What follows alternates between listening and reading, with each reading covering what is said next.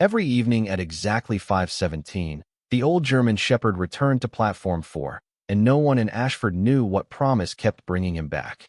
He came through rain, snow, and the bitter Pennsylvania wind, moving with the slow dignity of a soldier who had learned to carry pain without complaint. His coat was sable, once rich with black and gold, now silvering around the muzzle. A small tear marked his left ear. Around his neck hung a faded leather collar with no address, no phone number, only a scratched metal plate that read Ranger. By then, the station workers knew his habits. He never begged from travelers. He never chased pigeons. He never barked at the trains. He simply sat beneath the old brass clock and watched the doors open, studying every face that stepped onto the wet platform. Then, when the last passenger disappeared into the parking lot, he lowered his head and waited for the next one. Emily Carter, the night manager, had been feeding him for almost 3 years. She left a stainless steel bowl near the heater vent, where the smell of warm chicken and rice drifted through the cold air. Ranger rarely touched it until the station emptied. Tonight, snow pressed against the tall windows and soft white sheets, and the rails shone beneath the yellow platform lights like two dark ribbons stretching into nowhere. Emily tightened her wool coat and watched the dog from behind the ticket counter. "You know the last train is gone," she said gently. Ranger's ears moved, but his eyes stayed fixed on the tracks. Somewhere beyond the station, a church bell marked the hour. Then the overhead speaker crackled. The sound was ordinary at first, a burst of static followed by the tired voice of the dispatcher announcing a delayed eastbound train. But beneath the distortion came two clipped syllables, sharp and low, almost buried in the noise. Ranger rose so quickly that his metal bowl tipped over. His body changed. The tired animal vanished. In its place stood a trained K-9, alert and steady, listening with every muscle. Emily froze.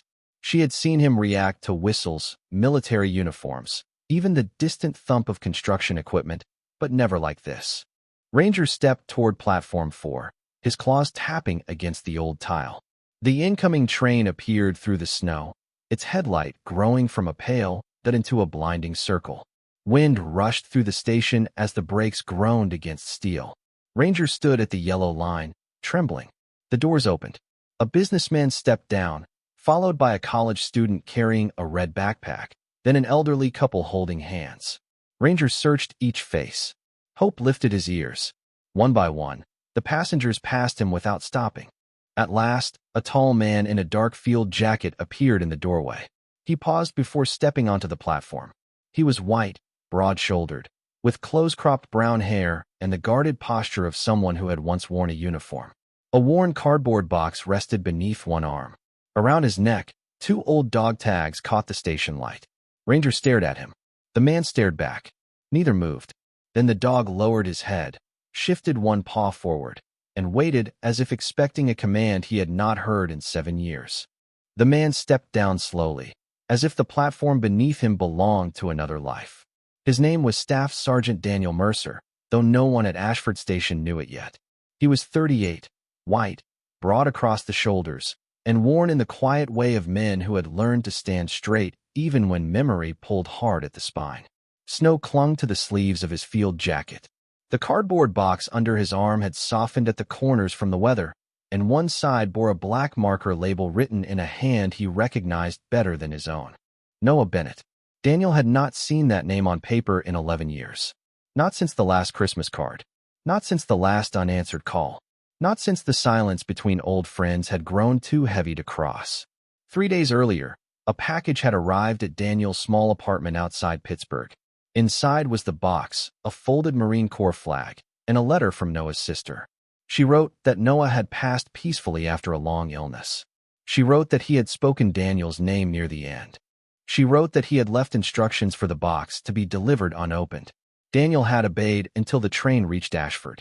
Then, somewhere between Harrisburg and the snow-covered hills, the weight of the box became unbearable. He lifted the lid. On top lay a photograph of 3 figures beneath a desert sun. Daniel stood on the left, younger, leaner, his hand resting on the head of a German shepherd. Noah stood beside them, smiling as if the world had never given him a reason not to. Beneath the photograph was a sealed envelope. Daniel opened it with trembling fingers. There were only 2 lines.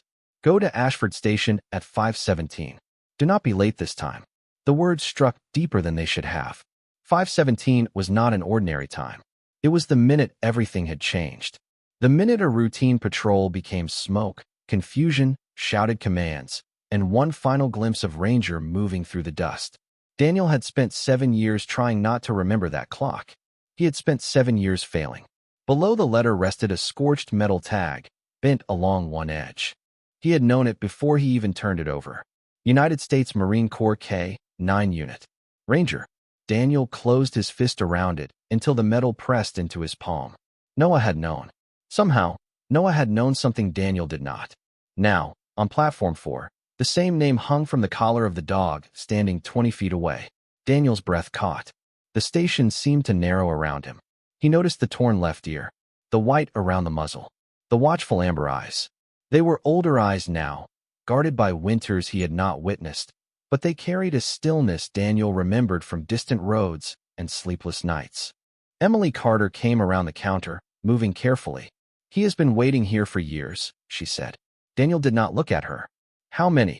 Almost 3. Ranger remained still. Daniel lowered the box to the floor. His hand moved toward the tag hanging beneath his shirt, then stopped halfway. He wanted to say the dog's name, but fear held it behind his teeth. What if this was not Ranger? Worse, what if it was? What if the dog remembered the man who never came back? The overhead clock clicked to 5:18. Ranger took one slow step forward. Daniel whispered his name at last. The dog's ears lifted, but he did not run. He only watched Daniel with the solemn patience of a soul waiting for the rest of a promise. 7 years earlier, before the silver touched Ranger's muzzle and before Daniel learned how silence could follow a man home, they had moved through the world as one unit. The desert days were bright enough to bleach color from the sky, and the nights came cold beneath a field of hard white stars. Daniel remembered the smell of dust, canvas, machine oil, and the faint warmth of Ranger's coat when the German shepherd settled beside his cot after midnight. Ranger had been 4 years old then, deep sable along the back, gold at the legs, strong without ever seeming restless. He watched everything. Doors, rooftops, hands, faces. Yet when Daniel spoke, the dog's attention returned to him with complete trust. Their bond had not formed in a single dramatic moment. It had grown through hundreds of small ones. A shared canteen poured into a metal bowl, a hand resting between alert ears during distant thunder. Long patrols when neither of them needed words. Daniel had trained with other dogs, but Ranger was different. He did not merely follow commands. He listened for meaning. Noah Bennett noticed it first. Noah was younger than Daniel by 2 years, quick to smile, and gifted with the kind of calm that made difficult days feel survivable. One evening, he found Daniel sitting outside the tent while Ranger lay with his head across Daniel's boot. He watches you like you are the only road home, Noah said. Daniel looked down at the dog. Maybe I am. Noah smiled. Then you better not get lost. The old command began as a private joke. During training, Ranger knew the formal words for return, heel, and stay, but Daniel wanted one signal that belonged only to them. He chose a single word. Home. He would touch 2 fingers to the center of his chest and say it softly. No matter where Ranger stood, no matter what noise filled the air, the dog would return and sit beside Daniel's left leg. At first Noah laughed at the tenderness of it. Then he saw how Ranger responded. The command was not sharp. It carried no threat. It sounded less like an order than a promise. Home meant the task was over. Home meant come back to me. Home meant you were not alone. On their last morning together, the horizon glowed pale orange beyond the low hills. Ranger walked at Daniel's side while Noah checked the straps on his pack. The assignment was simple, no different from many before it. Still, Ranger paused near the vehicle and looked back toward Daniel. His ears tilted. His amber eyes held a question Daniel could not name. Daniel crouched and placed a hand against the dog's chest. Easy, partner, he murmured. Ranger leaned forward until his forehead touched Daniel's shoulder. Noah watched from a few feet away. He knows something, he said. Daniel forced a smile. He always thinks he knows something. But the dog did not move until Daniel gave the signal. 2 fingers to his chest. Home, Ranger. Ranger immediately settled at his left side. Hours later, when confusion swallowed the road and voices blurred beneath the ringing in Daniel's ears, He saw Noah separated from the group. Ranger saw him too. Daniel pointed through the haze and gave the command that sent the dog away. Find him. Ranger ran toward Noah without hesitation. Daniel waited for the right moment to call him back. That moment never came. The last thing he remembered was Ranger turning once in the distance, as though listening for a word that Daniel had failed to say. Daniel woke beneath white hospital lights with the taste of dust still clinging to memory. His hearing returned in pieces. The hum of air conditioning. Rubber soles crossing polished floors. A monitor counting seconds he could not feel. He asked for Noah first. Then he asked for Ranger. A nurse told him Noah had been found alive and transferred for treatment. When Daniel asked about the dog, her eyes shifted toward the chart. No one had a clear answer. Ranger had followed Noah through the confusion, then disappeared during the evacuation. Search teams looked for 2 days. His identification records were entered into 3 separate systems. Nothing came back. The final report used 5 words Daniel would remember for the rest of his life. Missing and presumed lost in action. He read the sentence until the letters blurred. Ranger had obeyed the last command he was given. Daniel had not been there to give the one that brought him back. Weeks became months. Daniel returned to the United States with a healing shoulder, a folded uniform, and a silence that followed him from room to room. Noah recovered too, but something between the 2 men changed. They spoke by telephone at first.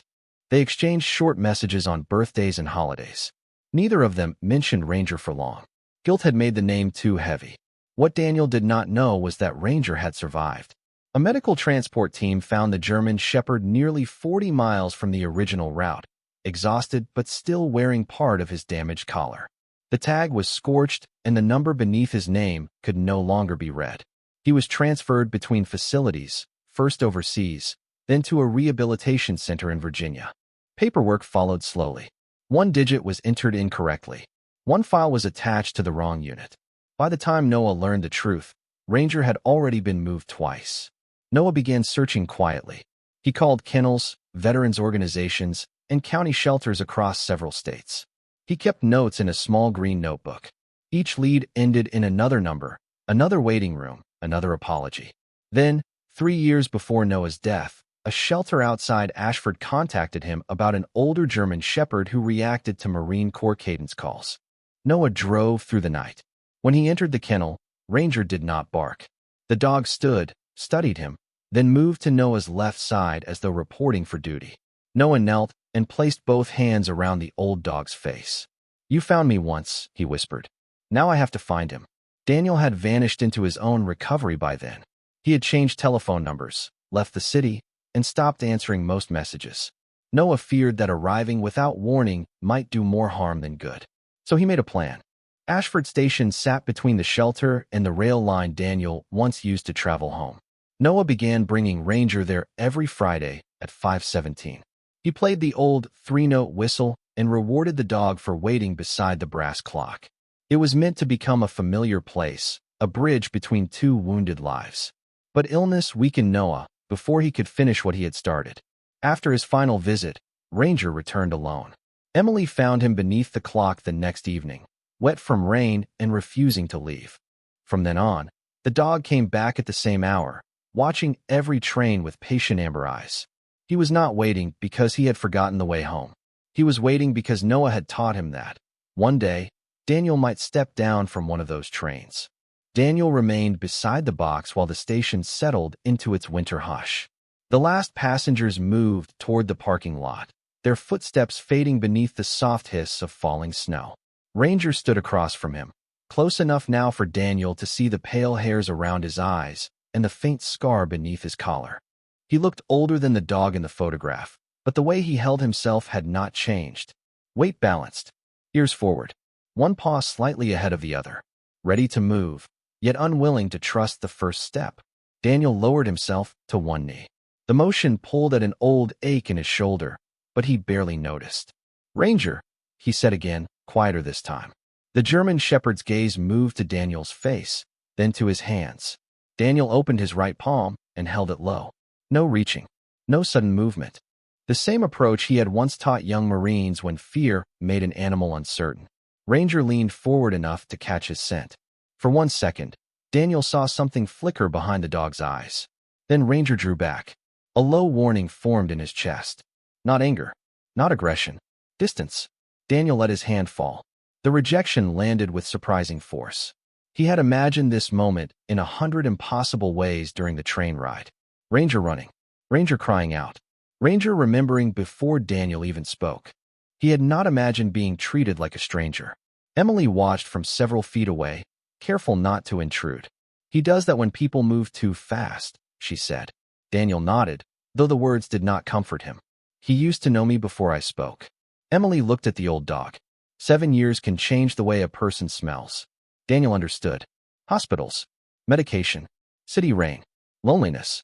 The familiar traces of desert dust and canvas were gone from his clothes, from his skin, perhaps even from the part of him Ranger had once followed without hesitation.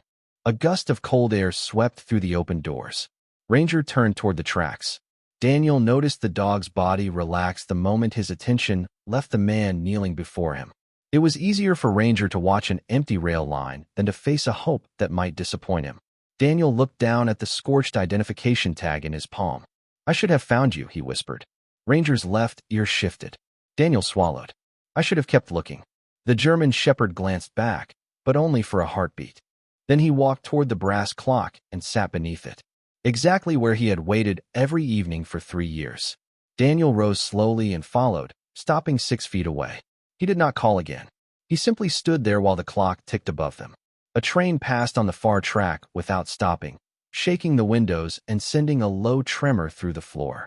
Ranger's posture tightened, his eyes fixed on the blur of silver cars. Daniel saw the old reflex in him, the instinct to search movement for danger and meaning. When the final car disappeared into the snow, Ranger lowered his head. Daniel reached beneath his shirt and pulled out his dog tags. Beside them hung a small metal whistle, dull with age. Ranger looked up at the faint sound of it touching the chain. Daniel's hand closed around the whistle, but he did not raise it. Not yet. Some memories could not be commanded back. Some had to be given room to return on their own. Ranger stared at the closed fist. Then, slowly, he shifted one paw toward Daniel. The small movement was almost nothing, yet Daniel felt it like a door opening somewhere deep inside him. Ranger's paw rested closer now, not beside Daniel's boot, but no longer pointed away. The old whistle lay warm in Daniel's fist. For years, he had carried it without using it, afraid the sound would summon a memory he could not survive twice. Now the station seemed to hold its breath with him. Emily stepped back toward the ticket counter, giving the man and the dog the space grief sometimes needs before it can become mercy. Daniel opened his hand. The whistle caught the yellow light. Ranger's eyes fixed on it. His ears rose.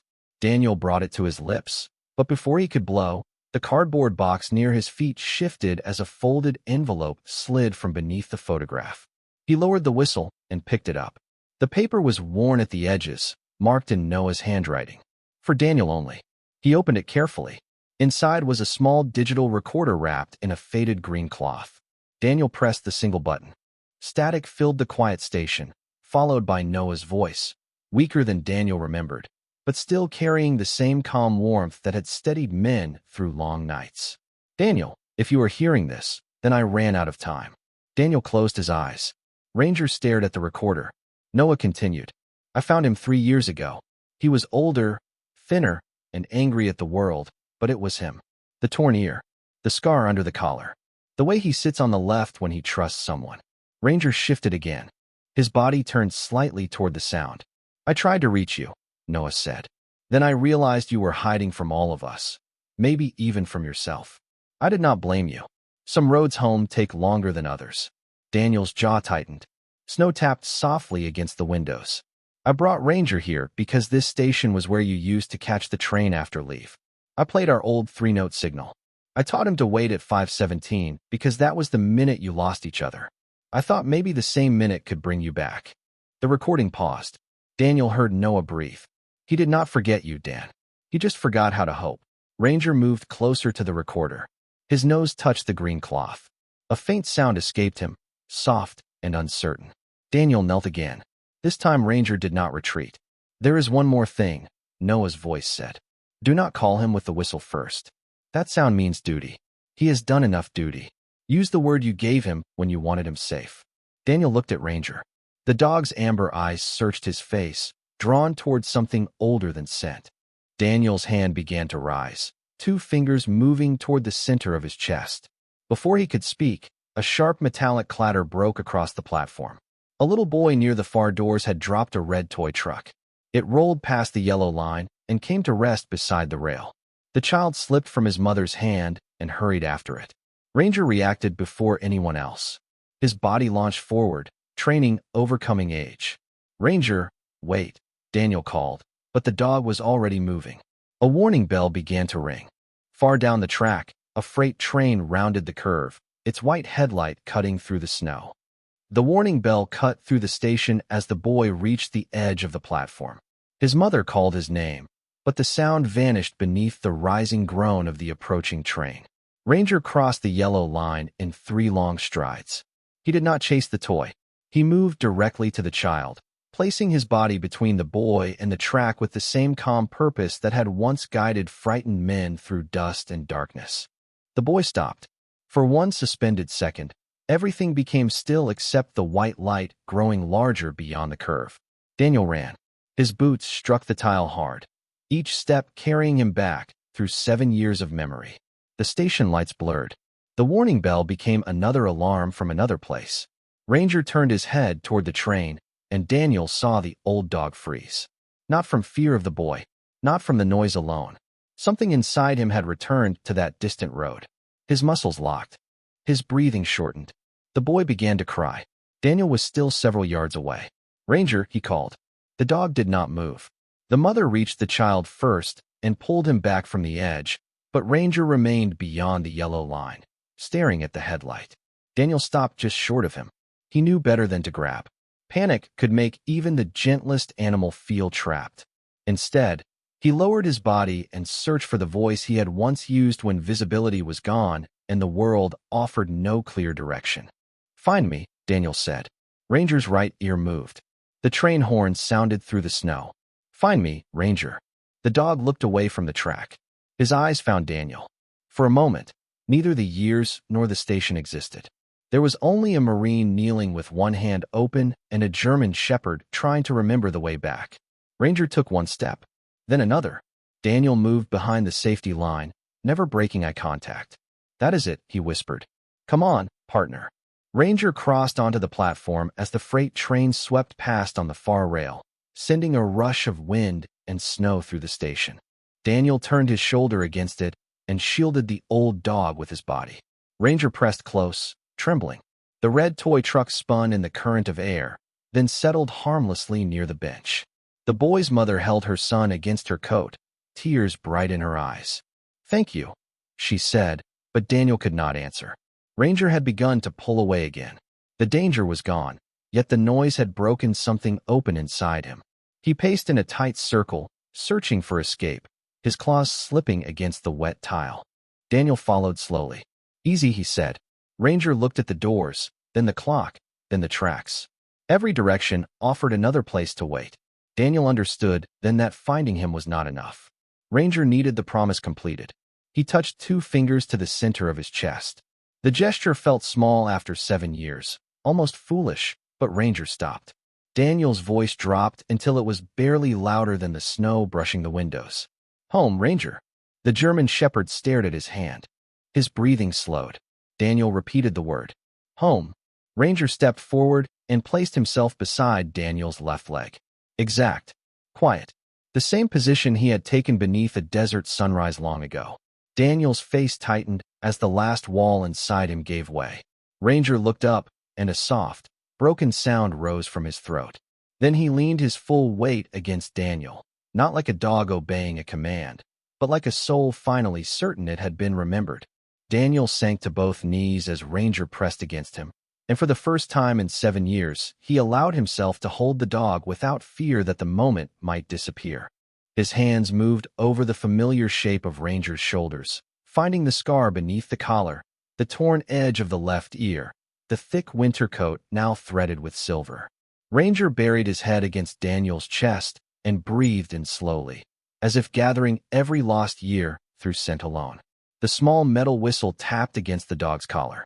Ranger lifted his muzzle, touched it once with his nose, then gave a single quiet bark.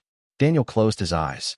It was the same answer Ranger had given after every safe return, back when the world still seemed organized by commands and promises. Around them, the station had gone silent. Emily stood near the ticket counter with one hand covering her mouth. The little boy and his mother remained beside the bench, watching without speaking.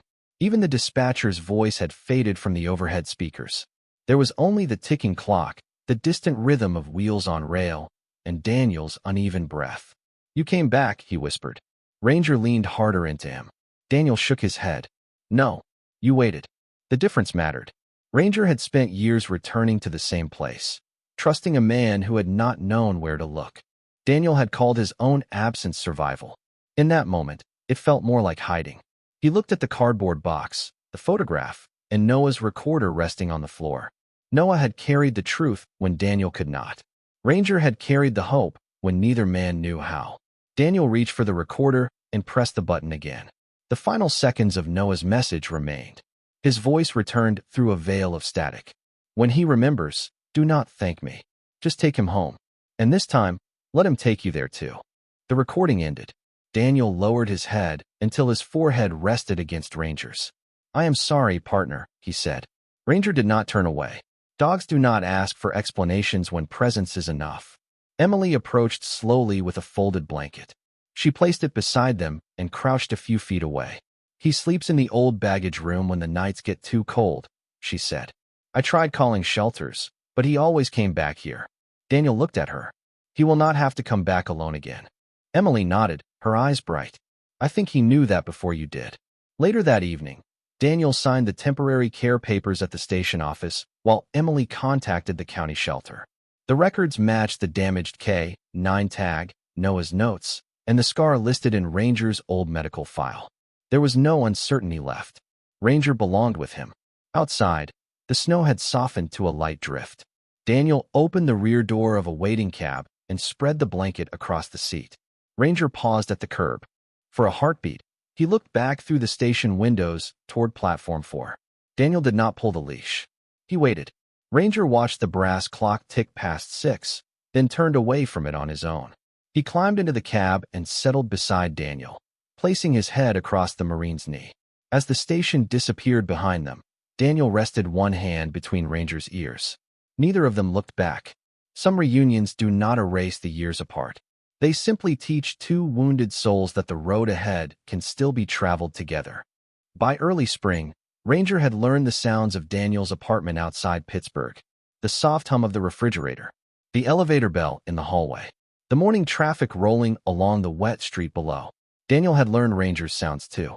The gentle breath at the bedroom door before dawn, the scrape of claws against hardwood when a dream pulled the old dog from sleep, the low sigh he gave whenever Daniel sat too long in silence.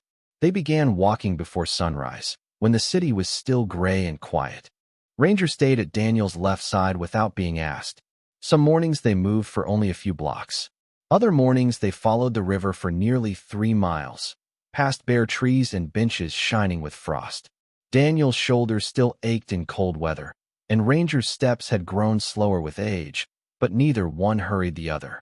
The time apart remained between them, not as a wound that disappeared, but as a space they crossed together every day. Daniel began answering telephone calls again.